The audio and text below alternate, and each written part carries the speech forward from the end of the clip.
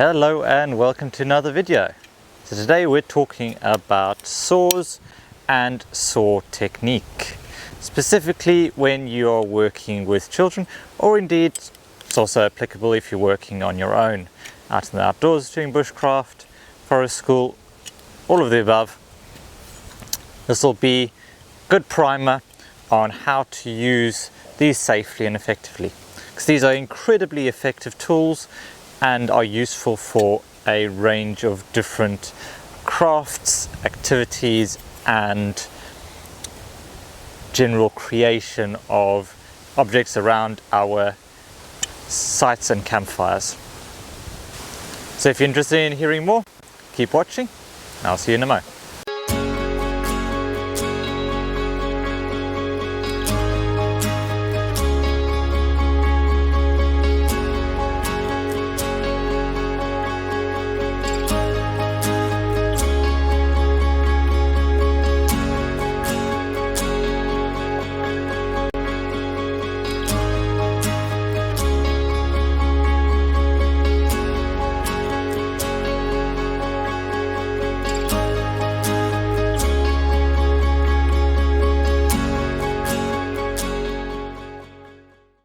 Before we get into the video properly, I just want to give a big shout out to Fire and Stars Woodland campsite for letting me film on this beautiful site.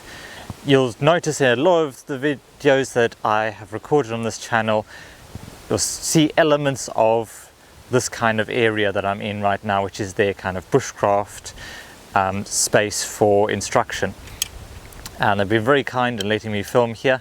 So I just want to say that thank you to them. And also, if you're looking for a really friendly, beautiful and well-run campsite out in the kind of Leicestershire, Birmingham, West Midlands area, I'd check out Fire and Stars. I'll leave a link below. Thank you, and now onto the video.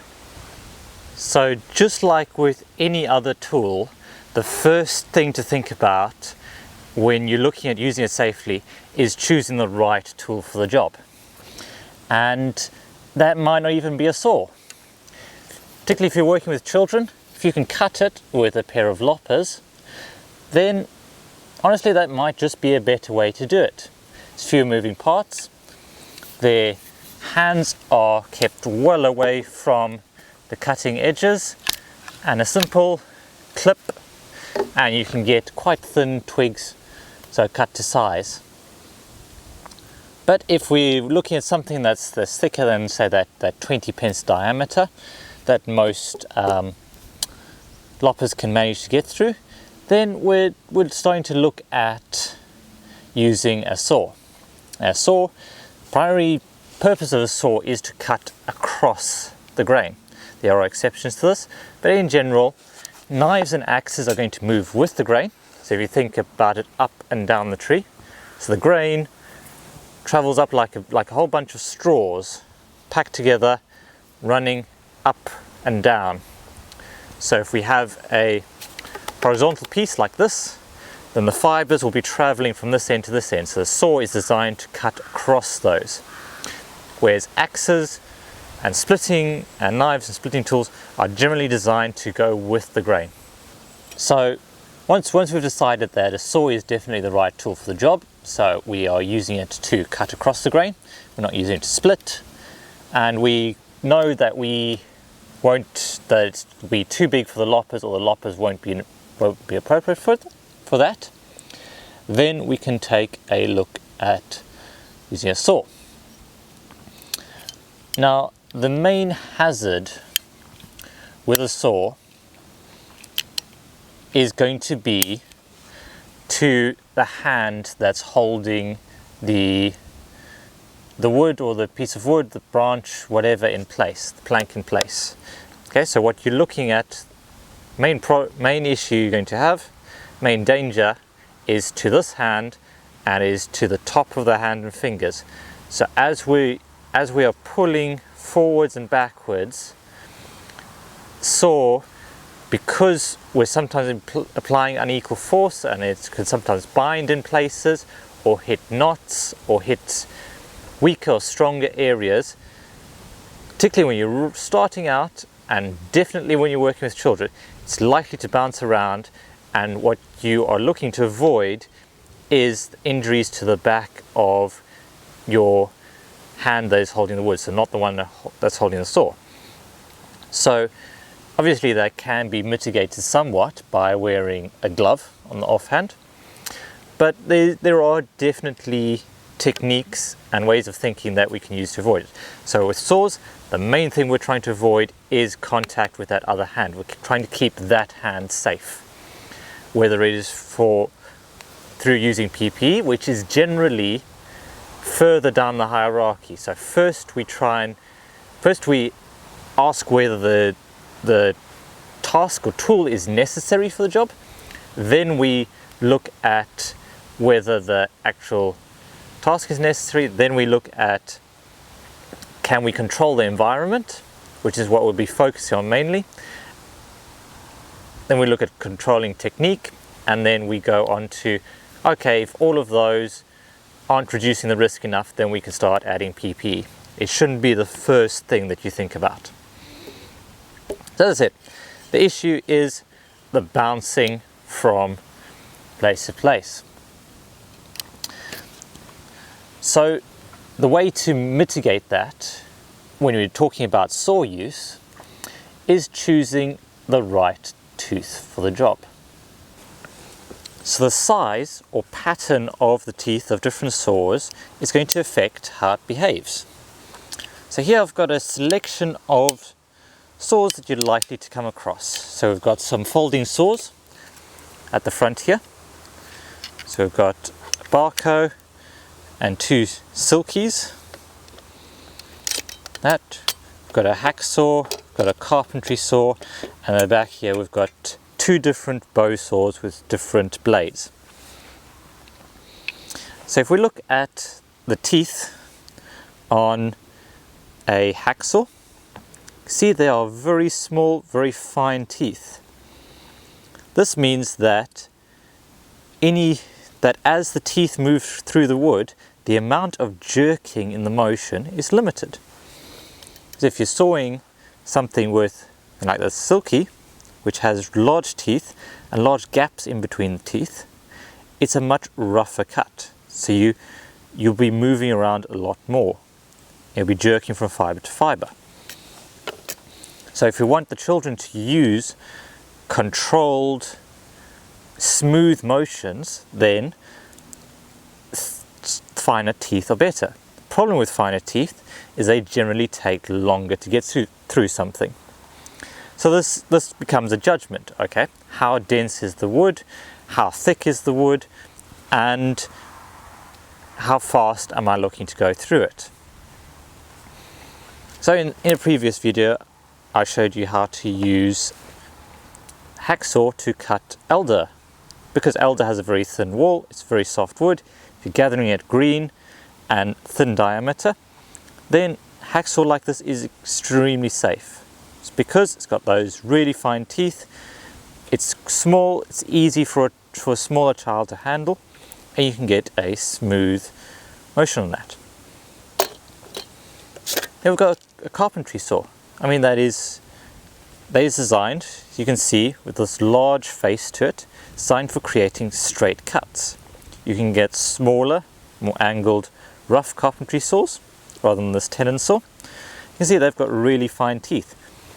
So if you're working with really seasoned woods and you want a nice finished product from that, or you're working with planks, like making wood slices and everything else, this might actually be the right tool for the job there. Obviously these work better with either really small diameter wood or very dry wood, very dry and dense wood. Then we can look at our pruning saws or folding saws. So these are really handy because they can be used one-handed and they can fold up and they can sit in a pocket. So as bushcrafters, our woodland workers and so on, these are really handy to have as part of our toolkit. As I said, there are different teeth patterns. So some of the saws, or the definitely the silkies, will actually tell you what the tooth pattern is. This will tell you it's 170 teeth, and it'll tell you how many teeth per inch. You see, we've got 170 here, but this has 20 teeth. So this is a finer cut, so this will be smoother. So generally, if I'm now working with children, I will get them to use this saw because it'll create a smooth motion and it'll cut slowly without very much jerking. That's nice for teaching. Barcode Laplanders, always good because they are cheap, they are relatively hard to break, and they do have a relatively fine tooth pattern, but younger children are going to struggle with pulling this through wood. So the advantage of these is that they're small and compact and they can be used one-handed. Disadvantage is they can only be used one-handed. Whereas we've got our bow saws where we can actually start to help children along. So we can have them holding one side, you can then hold the other side, and you can guide them, help them work on the cut. This is fantastic for being able to assist, and you can also control it, control the motion, and you can increase the safety by having one person or one adult on one side or child on each side, in which case they are sharing the amount of effort. But even within bow saws, there are going to be differences in the blades. So you can see here, we've got a very regular tooth pattern, same all the way along. So this tells me that that is a deadwood saw blade. If we bring our other saw over here, you can see that we have our peg tooth, and then we also have our little crowns here, which is our raker blades. So when we're cutting greenwood, that tends to be very fibrous and tends to create clumps. This will help clear the kerf or the cut that you're making in the wood. So we have greenwood and deadwood. So depending on what you cut most often, you might want to select the right blade. Quick note on saw blades, these aren't all created equal. If you want the best saw blades and the best bow saws, I can really thoroughly recommend the Barco brand. They're just so sharp and they cut so smoothly. They are really great quality, whereas some of your generics just won't be at that same level of sharpness. A sharp tool, as we say, is a safe tool. So once we've selected our saw, the right tool for the job, then we can take a look at how to prevent injury to that other hand by using good technique. So if I hold a piece of wood in place there and I'm sawing along there, you can see there's potential to move over onto the top of my hand. So a really simple modification to that technique is simply to cross your holding hand over the top of the saw. That way, as the saw moves up out of the kerf or away from the wood that you are cutting, it'll impact on the back of the blade will hit your hand, hit your arm there. So the wrist protects it and prevents it from jumping up and over. So we can then make simple, very controlled cuts.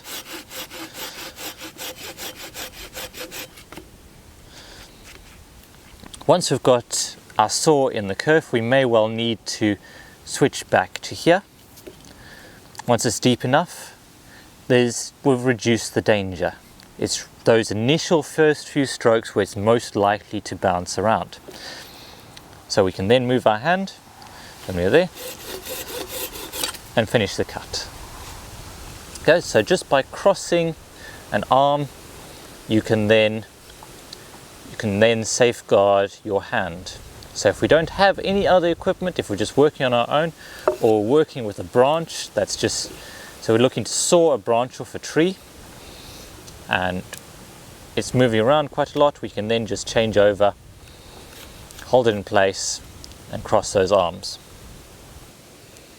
However, if we have a bit more time and we can start adjusting our environment a bit, we can start adding physical barriers. So ones that don't require concentration, that don't require any contortions of your body, and can be simple as just putting a stake into the ground next to our log or stump, and then we can start creating a safety guard. You see here, I can keep my saw blade on a different side of this peg from my hand. So this reduces the chance that it will move towards the hand that's holding the wood. And then I can just simply saw like this.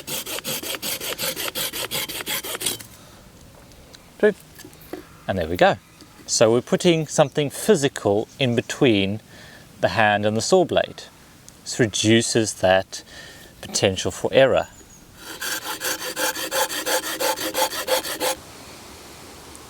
A slightly different technique applies when you're using the bow saw and two people.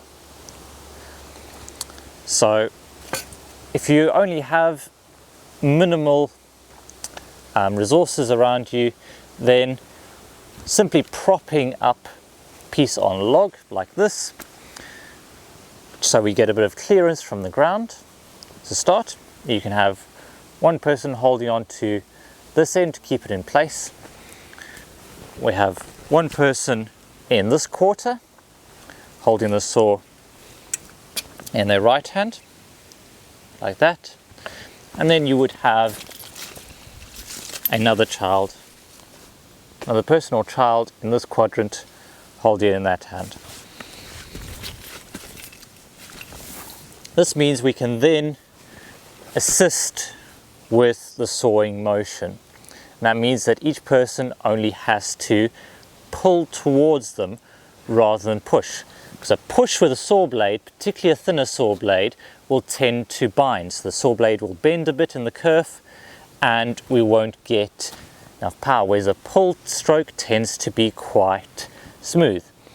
As long as you remind children to try and keep, as with all saw techniques, try and keep your wrist, elbow and shoulder in a straight line, so you're not pulling out to the side, the direction, then you'll get nice smooth motions. Now as with every other saw, key danger is still there about the saw bouncing over. So with initial cuts, both of you can put your hands through the middle of the saw blade and hold in place on the other side. This will then limit the motion of that saw blade. And then you can look at your smooth motions backwards and forwards until you've worked through the piece. Now when it comes to sawing wood safely and comfortably, I would say one of these is the gold standard. So a sawhorse. So somewhere where we can, first of all, we have a raised platform so we can work at a more comfortable height. We don't necessarily need to be kneeling down. This one is of course sized for children, so I probably will be kneeling down, but you can make it whichever height works best for you and your group. But what's really great about the sawhorse, beyond the working height, is that you have protection built in. It can be really as simple as saying, always keep your hand on the other side of one of these posts from the saw. And that's as simple as it is. It means that you can saw, you can make really controlled cuts really easily, and hands will always be protected. It's good to have a design with multiple posts. So as you can see, I've spaced these two relatively close together, just so that if I have a smaller piece of wood, I can still slot it in and it will work just fine.